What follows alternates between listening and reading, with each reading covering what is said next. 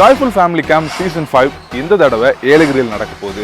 So season 1 and 4 ஊட்டியில் நடந்தது, season 2 and 3 Kodaikanal நடந்தது, சீசன் 5 ஏலகிரியில் இருக்கிற கேம்ப் சைட் சாலோம் மற்றும் YMCயில் நடக்க போகுது. October 1 to 4 Thursday to Sunday 3 nights and 4 days.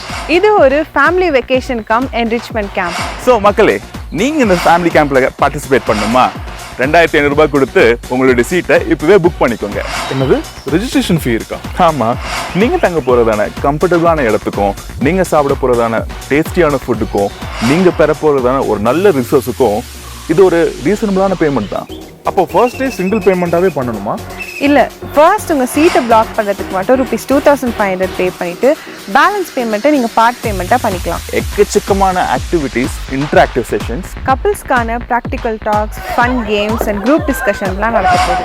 ஒரு ஜாய்ஃபுல் ஃபேமிலியை எப்படி லீட் பண்ணுறது, எப்படி கிரைஸ்ட் சென்டர் ஃபேமிலியை உருவாக்குறதான எக்கச்சக்கமான லெசன்ஸ் நம்மளுக்கு சொல்லிக் கொடுப்பாங்க. அப்போ அந்த 4 டேஸுமே ரொம்ப இன்ட்ரெஸ்டிங்காக இருக்க போகுது. டெஃபினெட்லி. ஸோ ஒருவேளை அவங்களுக்கு கிட்ஸ் இருந்தாங்கன்னா அவங்க கூட்டிட்டு வரலாமா? கவலையே படாதீங்க, கிட்ஸுக்கான செஷன் தனியாக இருக்கு, டீன்ஸ்க்கான செஷனும் தனியாக நடக்குது. அப்புறம் என்னங்க, இப்போவே உங்கள் ஸ்லாட்டை புக் பண்ணுங்க. வெறும் 2500 ரூபாய் அட்வான்ஸ். நான் ரெஜிஸ்டர் பண்ணிட்டேன், நீங்கள் ரெஜிஸ்டர் பண்ணிடுங்க. Joyful family camp season 5.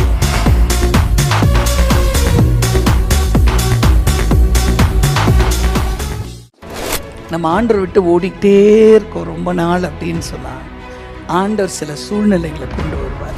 ஏதோ ஒரு நெருக்கம் வந்தனால கூட இந்த கேம்புக்கு நீங்கள் சைன் அன் பண்ணி வந்திருக்கலாம். யாருக்கிட்ட சரி செய்யணுமோ ஒரு சரி செய்வாருங்க. லாபான் பயங்கர கோபத்தில் வரான், ஆனால் ஆண்டவர் சொல்லார், மகனை அவனை தொட்ட நீ செத்த.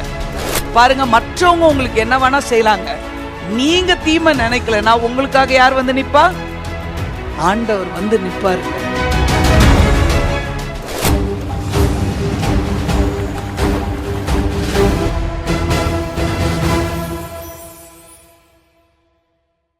முப்பத்தி அதிகாரம் 1வது வசனம் வாசிங்க. பின்பு லாபானுடைய குமாரர், எங்கள் தகப்பனுக்கு உண்டானவைகள் யாவையும் யாக்கோபு எடுத்துக் கொண்டான் என்றும், எங்கள் தகப்பனுடைய பொருளினாலே இந்த செல்வத்தை எல்லாம் அடைந்தான் என்றும் சொன்ன வார்த்தைகளை யாக்கோபு கேட்டான். லாபானின் முகத்தை யாக்கோபு பார்த்தபோது அது நேற்று முந்தை நாள் இருந்தது போல் இராமல் வேறுபட்டிருக்க கண்டான். போதும் பாருங்க, இப்ப மாறிடுச்சு. லாபானோட முகநாடி என்ன ஆயிடுச்சு? மாறிடுச்சு. பசங்க வந்து ஒரு பிட்டை போட்டாங்கப்பா, அவனுக்கு தான் நிறைய வருது போல இருக்கு. ஏன்னா நிறைய நேரம் மாத்துறாங்க. இந்த குட்டி வரி போட்டதெல்லாம் உன்னோடது, வரி இல்லாததெல்லாம் என்னோடது, இப்படின்னு சம்பளத்தெல்லாம் மாத்துறாங்க. ஆனால் யாக்கோபு மேலே ஆண்டவர் ஒரு திட்டம் வச்சிருந்தாரு. யாக்கோபு மேலே ஆண்டவர் வந்து ஒரு கிருபை வச்சிருந்தனால அவன் கையிட்டு செய்கிற காரியங்கள் எல்லாம் என்ன ஆகுது? ஆசிர்வதிக்கப்படுது. அதனால இவனோட மந்தையில் எல்லாமே, அது வரி போட்டது தான் உன் சம்பளம்னா வரி போட்டதா வருது, புள்ளி போட்டது தான் உன் சம்பளம்னா புள்ளி போட்டதா பிறக்குது இவனுக்கு, இல்லை? அப்போ லாபானுக்கும் அவனுடைய பையனுங்களுக்கும் வந்து புரியவே மாட்டேங்குது. அவங்களுக்கு மொத்தமாக கூட்ட சேர்த்து பார்த்தா லாபான் வந்து இடையில பேசி எல்லாத்தையும் பிரித்து விட்றான். அப்போ நம்ம உன் பையனோடதெல்லாம் நீ 3 நாள் பிரயாண தூரமாக பிரித்து விட்றான். நீ அங்கே இரு, இவன் இங்கே இருக்கட்டும். பார்த்தா அவனோட மந்தை பெருசாகிக்கிட்டே போகுது. அப்போ வந்து அப்பா கிட்ட சொல்கிறாங்கப்பா, என்னப்பா அவன் தான் பெருத்துட்டு போகிறான், நம்மளோடதெல்லாம் அழியுது, நம்மக்கிட்ட வந்தனால தான் அவன் வந்து இவ்வளோ சம்பளம் நம்ம தான் ஏற்படுத்தி கொடுத்தோம், நம்ம தான் இன்ஃப்ராஸ்ட்ரக்சர் கொடுத்தோம், நம்ம தான் மந்தை கொடுத்தோம் அவனுக்கு, இன்றைக்கி அவன் பெரிய ஆளாக இருக்கிறான் அப்படின்னு. லாபானுக்கு முகநாடி என்ன ஆகுது? சொந்த பிள்ளைகளை தான் திருமணம் பண்ணி கொடுத்துருக்குறாப்புல. ஆனாலும் இன்றைக்கு எப்படி மாறுது? அது ஒரு பகையாக மாறுது அப்படின்றத நம்ம பார்க்கிறோம். பாருங்க, அதனால ஒரு இடத்துல நம்மளுக்கு அந்த பிரச்சனை, டென்ஷன் வருது அப்படின்னு சொன்னால் நம்மளுக்கு வந்து அந்த இடத்துலேருந்து நகர்றது, அது ஒரே உறவாக இருந்தாலும் சொந்த அப்பா தான். இன்னைக்கு நிறைய பேர் பார்த்தீங்க அப்படின்னு சொன்னால் அந்த முதல்ல போகும்போது நல்லா இருக்கும், இல்லை? நல்லா இருக்கும். ஆனால் போக போக போக இப்போ பெங்களூரில் ஒரு கேஸ், இல்லை? அவங்களும் திருமணமாகி ஒரு 3 இயர்ஸ்க்குள்ளே இருக்குது. நான் அந்த பையனை பெங்களூரில் பார்த்தேன். திருப்பி ஒரு விஷயத்துக்காக கால் பண்ண, எங்கடா இருக்கேன்னா சென்னையில் இருக்கேன் அப்படின்னா. ஏன் உன் ஒய்ஃப் பெங்களூரில்? இல்லை, அது ஒரு சின்ன பிரச்சனை. என்ன பிரச்சனை? என் ஒய்ஃப் எங்கள் அம்மா அப்பா, அவங்க அம்மா அப்பாலாம் கூட இருக்கணுன்றாங்க, அவங்க அப்பா அம்மா எங்களை மதிக்க மாட்டேன்றாங்க என்ன.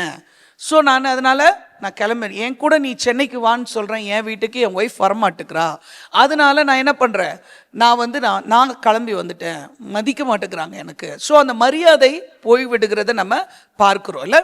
ஸோ யாக்கோபு வந்து பார்த்தீங்க அப்படின்னு சொன்னால் அந்த ஒரு ஆண்டவருடைய இடத்துக்கு போகவே இல்லை. ஆண்டவரோட சத்தம் கேட்குறதோ, ஆபிரகாம் ரொம்ப ஆண்டவர்கிட்ட பேசுகிறவராக இருந்தார், ஈசாக்கும் பேசுகிறவராக இருந்தார். ஈசாக்கும் ரெபேக்காலாம் குழந்தை இல்லைன்னா போய் ஜெபிக்கிறாங்க.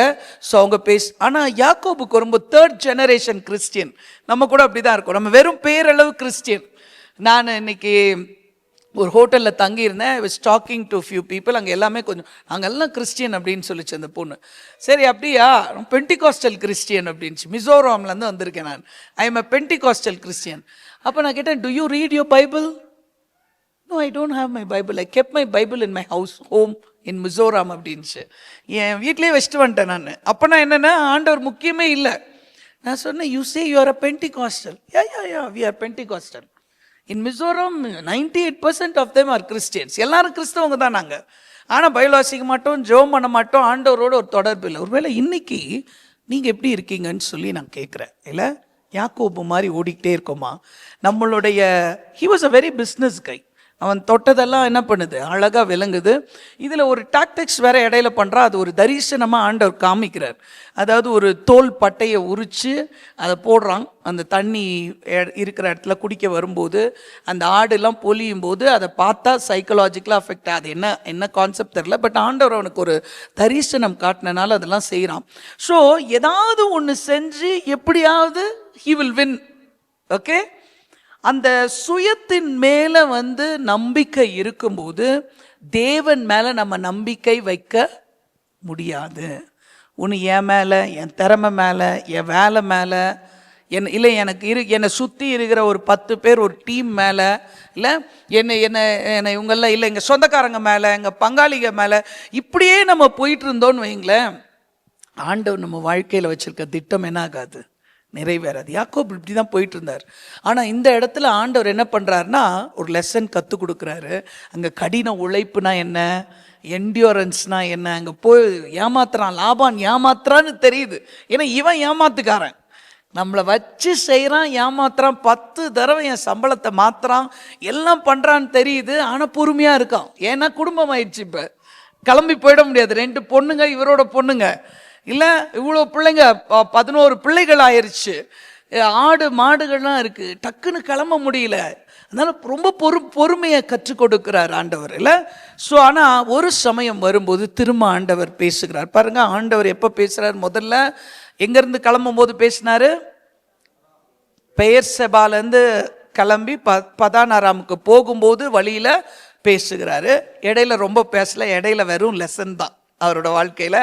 எப்பயாவது இந்த பையன் வருவானான்னு பார்க்குறாரு, இடையில கொஞ்சம் தரிசனத்தின் மூலமாக பேசுகிறாரு, இடையில கொஞ்சம் யாக்கோப்பும் அப்பப்போ ஜெபம் பண்ணிக்கிறாரு. ஆனால் என்னென்னா அதான் அந்த ஒரு முழு ட்ரஸ்ட்டு போகல. ஆனால் இப்போ வந்து யாக்கோபு என்ன பண்ணுறாரு அப்படின்னு சொன்னால் யாக்கோபு கிட்ட ஆண்டவர் திரும்ப பேசுகிறார், இல்லை. நீங்கள் பார்த்தீங்கன்னு சொன்னால் 31வது அதிகாரம் 3வது வசனம் வாசிங்க.